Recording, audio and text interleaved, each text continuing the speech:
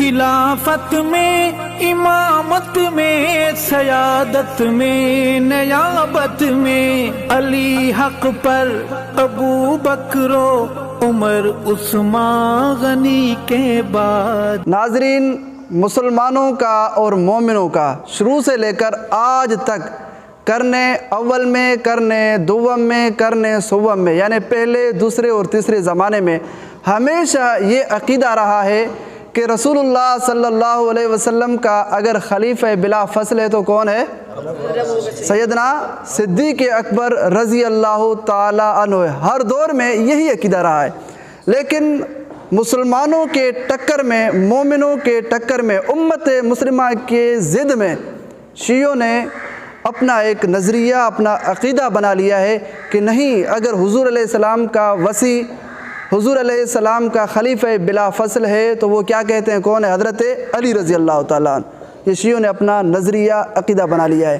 اب شیعوں نے یہ اپنا نظریہ، اپنا عقیدہ کہاں سے لیا ہے؟ قرآن سے، احادیث سے، یا مومنین سے، مسلمین سے؟ نہیں، بلکہ آپ ان کی معتبر کتاب رجال کشی، اس کا صفحہ نمبر 85، انوار النعمانی یا جلد نمبر 2، اس کا صفحہ نمبر 205، اختیار معرفت الرجال، اس کا صفحہ نمبر 103، فرق الشیعہ، اس کا صفحہ نمبر 57، آپ جیسے ہی کھولیں گے نا، ان تمام کتابوں میں آپ کو ان کی لکھی ہوئی وضاحت کے ساتھ یہ عبارت ملے گی۔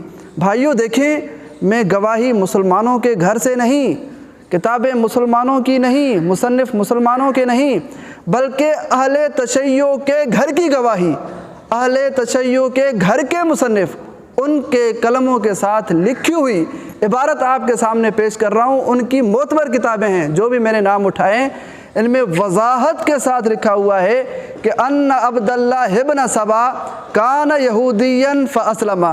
عبداللہ ابن سبا یہودی تھا، پھر وہ اسلام لایا۔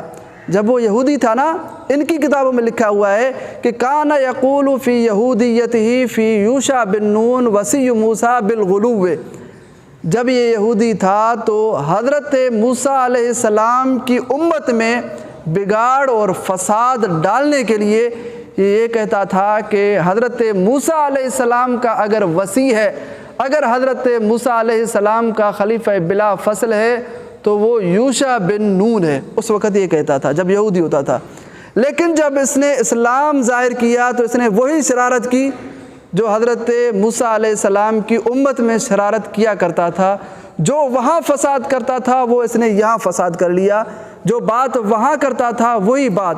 فقال فی اسلامہ بعد وفات رسول اللہ صلی اللہ علیہ وسلم فی علی مثل ذالک۔ حضور علیہ السلام کی وفات کے بعد جب اس نے اسلام ظاہر کیا تو حضرت علی کے بارے میں بھی یہ وہی بات کرنے لگا جو یہ بات حضرت یوشع بن نون کے بارے میں کرتا تھا۔ حضرت یوشع بن نون کے بارے میں کون سی بات کرتا تھا؟ کہ حضرت موسیٰ علیہ السلام کا خلیفہ بلا فصل ہے، حضرت موسیٰ علیہ السلام کا کیا ہے؟ وصی ہے۔ کون کرتا تھا؟ عبداللہ ابن سبا یہودی یہ بات کرتا تھا۔ اب حضرت علی کے بارے میں بھی وہی بات کرنے لگا کہ یعنی حضور علیہ السلام کا وصی ہے تو وہ حضرت علی ہے، حضور علیہ السلام کا خلیفہ بلا فصل ہے تو وہ کون ہے؟ حضرت علی۔ یہ بات کون کرتا تھا؟ عبداللہ ابن سبا یہودی۔ تو انہوں نے یہ نظریہ لیا تو کہاں سے لیا؟ عبداللہ ابن سبا یہودی سے۔ ان کی کتابوں میں لکھا ہوا ہے، بالکل وضاحت کے ساتھ لکھا ہوا ہے کہ کان اول من اشہر القول بفرض امامت علی، کہ سب سے پہلے حضرت علی کی امامت کا یہ قول اگر مشہور کیا ہے تو وہ کس نے کیا ہے؟ ابن سبا یہودی نے۔ اب یہ انہوں نے نظریہ لیا تو کہاں سے لیا؟ ابن سبا یہودی سے۔ کس نے لیا؟ اہل تشیع نے۔ کن کی کتابوں میں لکھا ہوا ہے؟ اہل تشیع کی کتابوں میں۔ اور گواہی کن کی کتابوں سے ہے؟ اہل تشیع کی کتابوں سے۔ مصنف کن کے ہیں؟